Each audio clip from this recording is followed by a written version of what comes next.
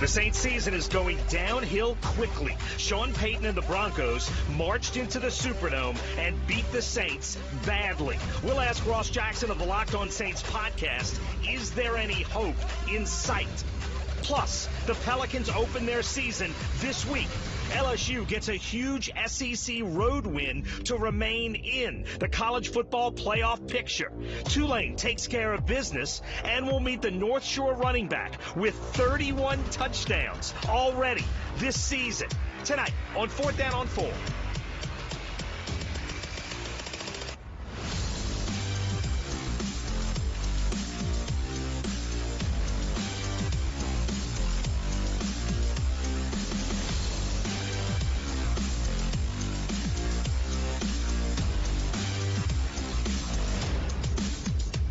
There was so much hype around this game. Sean Payton coming back to New Orleans. Drew Brees honored at halftime. And by the fourth quarter, the Superdome was 80% empty. I'm Doug Mouton. Welcome to 4th Down on 4. The Saints were simply terrible on both sides of the ball. And the team's effort, for the first time in the Dennis Allen era, is now coming under question. The 2-0 start is now just a distant memory. This team looks nothing like that one. There are so many injuries on the Saints offense, it's unrecognizable. But the problems on defense are actually more disturbing. The Saints front seven are simply getting blown off the ball. We're not winning the line of scrimmage on either side of the ball. I think that's a challenge for us right now. Since football was invented, if you get dominated on the line of scrimmage, the results look like this. And with the front seven, you can't blame injuries. I don't think that's something that you know, as we went through the course of training camp and everything, that I felt like that was going to be a major issue for us. But it's become that. And the Saints' pass rush, which looked like it would be a strength, hasn't been. The Saints got 0 sacks Thursday night. I don't think we're playing with a lot of detail. I don't think we're playing with a lot of energy. In fairness to Alvin Kamara, of the Saints' 7 best offensive players, he's the only one that was healthy enough to play Thursday night. Spencer Rattler turned it over twice. Certainly not good, but the offensive line in front of him and the receiver group he's throwing to are not good. You know, we're dealing with a lot of injuries right now, and it's not an excuse, okay? I don't want anybody to misconstrue that as an excuse. But it is part of it. I mean, it is an issue for us. I mean, I've been here 8 years, and I've never seen that dome clear out like that. And like I said, if I was a fan, I'd leave too. Just being honest, because it's just people fed up. Obviously, we want to put out a better product. You know, we got to be better. So it starts with us. But you know, having great support always helps.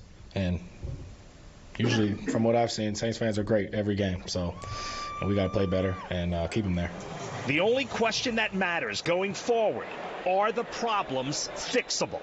You guys all saw how they played early in the season before they got hit with the injury bug. They were, 2 good wins in a row. So, there's so much game. There's so many games ahead of us now. You know, they'll bounce back.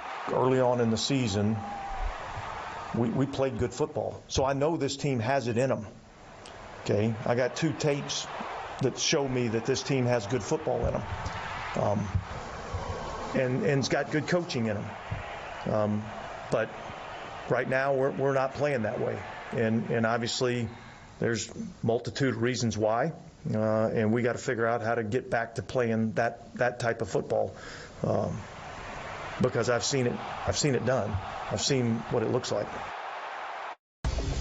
All right, joined by our good friend Ross Jackson of the Locked On Saints podcast. Look, Ross, there's so much to dissect in this game. Yeah. Let's start on defense, because I think that's the bigger problem. The front seven, well, you can't really blame injuries. No Colin Saunders, no Pete Werner. But you can't blame injuries in the front seven. They're getting blown off the ball and getting no sacks in this game. What is the answer there? What has happened to the front seven? Yeah, this has been a years-long, like many years-long kind of issue. Basically, since Ryan Nielsen has left the New Orleans Saints, have been a little bit on a downward spiral when it comes to their rush defense. They've given up 502 rushing yards in 5 days, if you look at the 2 games between Tampa Bay as well as, of course, the loss to Denver. So that's been a big issue for them. And really, it's been all season long. It was just covered up early by the long and early deficits that New Orleans was able to create over on the offensive side. Yeah, look, and then on the other side of the ball, on offense, look, of the 7 top players on the Saints offense preseason, and you can't put Fuaga in there yet. He hadn't done it yet. So the 7 top players, 6 of them didn't play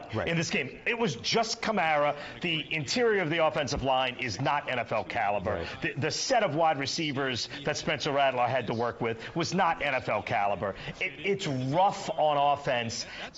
It's hard to blame anybody on offense when you just don't have the talent on the field. Would you agree with that? To an extent. I mean, I would go back to the offseason and put a little bit of blame there, right? Not building up the depth there. But then if you also look at it, Landon Young, who was starting at right guard, you look at Bub Means, who was starting at wide receiver. These are some draft picks for the New Orleans Saints in any case as well. So these are also players that were identified in their offseason programs as players that they can build, grow, and develop. And Bub Means excluded, since he's a rookie in this sort of equation. There were a few of those players on that offensive line that this team has invested in and has not been able to develop to starting caliber player. Before Derek Carr comes back, can this team beat anybody in the NFL with the team that they ran out Thursday night? Maybe the New England Patriots. I mean, there's maybe Carolina. One team out there, maybe Carolina again. I think it's tough. I mean, you're right that the injuries have had a major impact over on the offensive side. But at the same time, this team still oftentimes looks a little lost when it's out there on the field. And maybe that's just a rookie quarterback getting his bearings. We'll see if Game 3 maybe gives them an opportunity there. Maybe they get some pieces back, which would be a huge benefit for them. But as of right now, they are playing like one of the bottom teams in the league. Oh, no question about that. And look, and here's the big question, and it's the soundbite that Dennis Allen ended on in my story, is he believes this team still has this great football in them because we saw it. Is that team gone forever? Or is it possible that when Carr and those offensive pieces come back that you could see the offense clicking like it did in the first 2 games? Or is it done? I think it's somewhere in the middle. I think that version of it is done, but I always thought that version of it was done. You were never going to be able to retain 40-plus points per game over. And that was also the element of surprise. Absolutely. That too. Right. Now you've got tape out there, and the most explosive player on offense that gave you a good portion of that lift on offense was Rashid Shaheed, who's now done for the season. So unless you're able to block for Alvin Kamara for 5 more touchdowns each game, you're not going to be able to get back to that caliber of scoring. So I do think that the truth is somewhere in the middle. However, I don't know if the truth in terms of what is in the middle is going to be winning football based on the struggles of the defense. Exactly. On offense, I do think you get better with Ruiz and Eric McCoy coming back, and obviously Derek Carr and Taysom Hill. Where do you put the bar on this team right now? Getting into the playoff picture right now seems sort of unrealistic, doesn't it? Yeah, at this point, I wouldn't be worried about what the end of the season looks like. I would be kind of taking this game by game, and I know that sounds really cliche. No, it's true, though. Yeah, but the fact of the matter is that you want to evaluate the talent that you have, because those are the questions you're going to have to answer at the end of the season. So compete as much as you can and get good evaluations of the players that you have, the players that will be back next year, and especially the young players that you have on this roster that could help to build your future. And Dennis Allen. That all goes in there. Ross, thank you. And the Pelicans tip off their season Wednesday night in the Smoothie King Center. Seth Lewis spent his Sunday with the Pelicans in Metairie.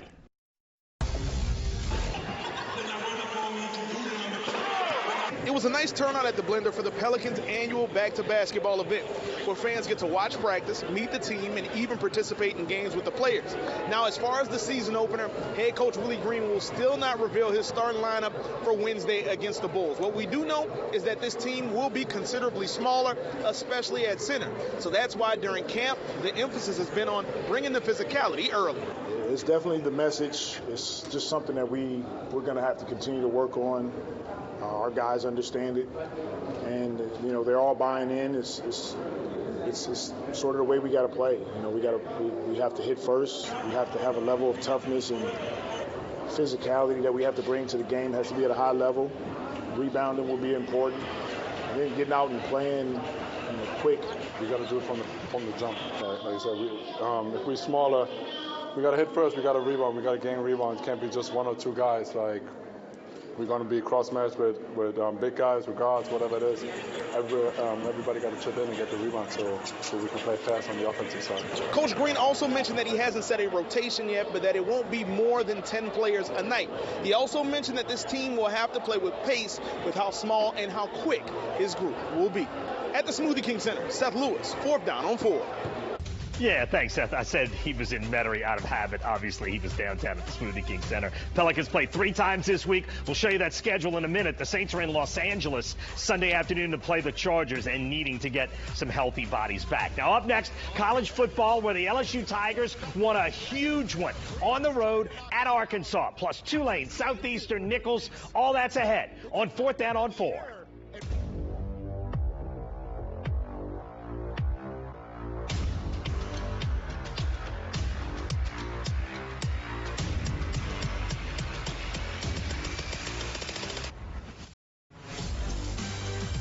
I think this win is bigger than people realize. LSU still has Texas A&M and Alabama on their schedule. If they want to make the college football playoff, they can only lose one more game. So they had to beat a good Arkansas team on the road. This was a trap game, and the Tigers responded by playing extremely well Saturday night, and they won without any drama. The Tigers controlled the line of scrimmage on both sides of the ball, and again, the defense was excellent. Arkansas rushed for just 38 yards. LSU had 158. The Tigers played a clean game, no turnovers, and that play sort of put it away. Whit Weeks blocks the pass, intercepts. It set up a short Tiger touchdown. LSU rolls big over Arkansas in Fayetteville, 34-10.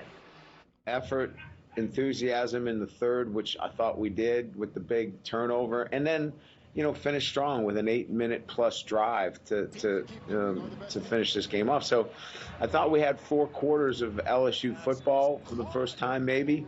Yeah, there's some things around the edges we want to clean up, but when you go on the road and you beat a really good football team 34-10 in the SEC, I'd be crying over something that I shouldn't be really right now at this point. We should be taking this one and going.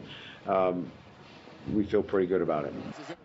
And they should. One of the big performances Saturday night, kicker Damian Ramos was 4 for 4 on field goals. Now, next Saturday night, huge again, on the road again, at Texas A&M. The Aggies and LSU are the only 2 teams unbeaten in the SEC right now. So this game, Saturday night, will be a showdown for first place in the SEC. Tulane, also unbeaten in conference, ends its regular season with back-to-back games against Navy and Memphis. The Green Wave are absolutely in the hunt for another conference championship, but they got a tougher-than-expected test from Rice Saturday. Seth Lewis was there and reports Uptown. Tulane has flexed their power to begin AAC play, but championship fighters aren't defined by just knockouts. It's also how they respond to tasting their own blood. All in all, proud of getting the win. Always going to celebrate a win, never going to apologize for a win. Did not play our best football. Saturday, it was Rice that landed the first haymaker in the second quarter to take the lead. And the 22-point underdogs were within striking distance for most of the game. But every time the Owls threw a punch, the Wave defense had a counter. We have a really gritty defense. I feel like guys just kind of lean in a little more when we realize the game is on the line. It's just like guys just hit that switch in their mind, like, hey, like somebody go make a play. Tulane's defense finished the game with 5 takeaways. 2 of those turnovers and a 4th down stop came in the red zone. And with the game on the line, Javion White and Sam Howard produced the scoop and score to put the Owls out for the count. It's just a testimony to the type of defense we have. We got a lot of older guys on this defense, a lot of mature guys. Make sure we're prepared. We were prepared throughout these 3 weeks to get the win. Guys making plays on the ball, which is exciting. And when you win the turnover margin +2, you should win. When we win it the way we did today, I'm a little disappointed we didn't have a bigger margin of victory. The Green Wave offense had its struggles, but when they needed to get off the canvas, they turned to running back Mekhi Hughes. On their go-ahead drive, the star accounted for 67 of the Wave's 70 yards. And for the game, the sophomore had nearly 170 yards and 2 TDs. I just had to play physical, play hard. Because they playing hard, I got to play hard too. Second half, that's in my mind. So every time I get the ball, I just got to gain 5 yards or get in the end zone. Tulane had a number of uncharacteristic drops Saturday, and the offense was never really able to get a rhythm. And while the Green Wave won't complain with any win, they know their play must elevate with 2 road games coming up in AAC play. We had some self-inflicted stuff. I mean, multiple drops, just things that you can't do and win a lot of games. And so I think we've got our full attention, hopefully, that we're not a finished product and we haven't arrived, and we have a whole lot of getting better to do. Ed Ullman, Seth Lewis, 4th down on 4. Yeah, thanks, Seth. Meanwhile, the Southeastern Lions are unbeaten in the Southland Conference, but they needed some fourth-quarter drama Saturday night. This is Stephen F. Austin's Gavin Rutherford running it in. That gave the Lumberjacks a 20-17 fourth-quarter lead. So under 20 seconds to go, the Lions putting together a drive. It's Eli Sawyer going to New Orleans native Darius Lewis. Watch this catch. Lewis goes up and gets it. It gets the Lions inside the 10-yard line. 2 plays later, 5 seconds to go. Sawyer to Lewis again, and that is the game winner. High drama at Strawberry Stadium in Southeastern. Goes to 3-0 in the Southland, beating SFA 24-23. Nichols, meanwhile, hosting Northwestern State in Thibodaux. Big day for the Colonels. Second quarter, Pat McQuaid squeezes it in to Lee Negrado. Negrado goes 23 yards for the touchdown. The Colonels had a 2-touchdown lead, and the Nichols defense held the Demons to just 46 yards of total offense. That's Eli Ennis with the strip. The Colonels win at home 20-0. Nichols is now 1-1 in the Southland. The local prep football season could be called the year of the running back, which starts, of course, with St. Martin's Harlem Berry. But also, Mandeville's Nate Shepard is setting records on the North Shore. Ricardo profiles the skipper's star, who has his school unbeaten. That's ahead on 4th down on 4. The Mandeville Skippers are 7-0 and rolling. Right now, 4th in the state in the power rankings behind their senior star. Ricardo Lecomte profiles running back Nate Shepard.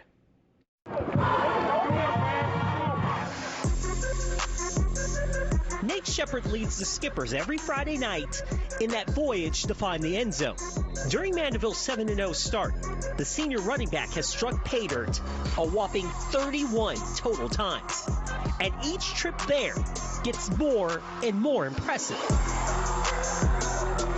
When I'm in the game, I'm really just focused in on the game. The next play, once I'm looking at film, sometimes I'm like, oh my goodness, what was that? But then, I always just give credit to my teammates and them helping me out. His football IQ is off the charts.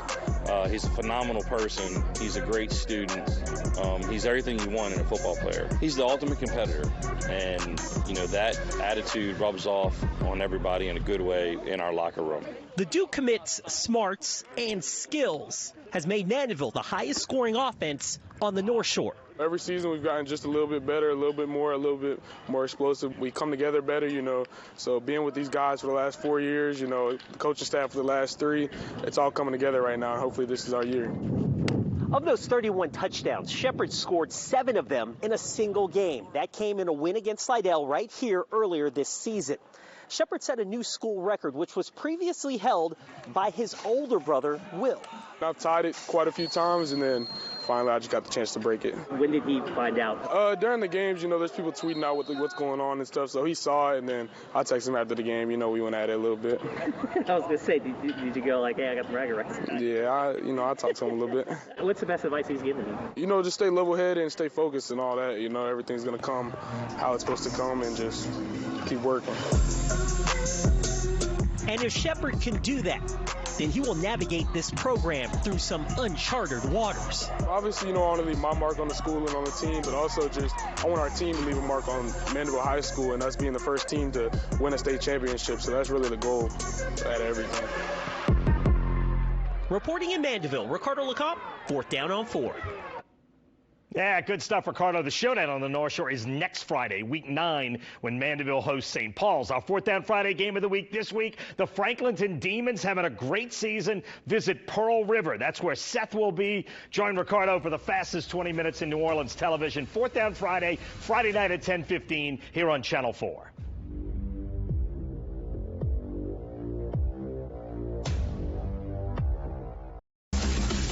Don't forget our 4 takeaways from the Thursday night loss to the Broncos coming up Monday night on WWL Louisiana News at 10. That will include a thank you to Sean Payton. The city said thank you to Drew Brees Thursday night at halftime. Brees went into the Saints Hall of Fame Thursday afternoon. He and his family drew a huge ovation at halftime. We'll leave you with some of that, and we're out of time. Thanks for watching. We'll see you next week on 4th Down on 4.